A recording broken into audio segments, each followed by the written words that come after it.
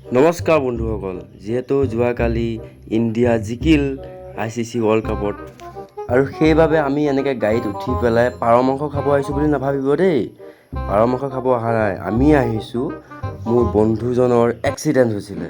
এক্সিডেণ্টৰ খবৰ এটা ল'ব আহিলোঁ। তেনেকৈ চবকে দেখি হাঁহিছোঁ ৱাহ এয়া ভোলা ভাগিনীয়েক লগতে আছে বিকু, তাৰ কেনেকুৱানো হৈছে সোধোঁ আমি।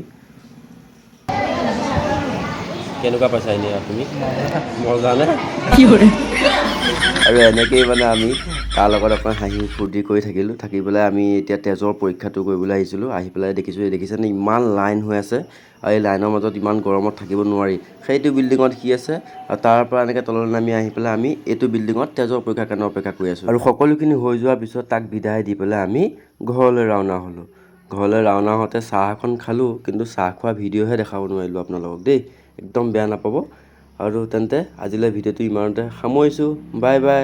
যদি ভিডিঅ' চাই ভাল লাগিল লাইক কমেণ্ট শ্বেয়াৰ কৰি দিব, আৰু যদি নতুনকৈ আহিছে চেনেলটো ছাবস্ক্ৰাইব কৰি দিব দেই। Bye bye.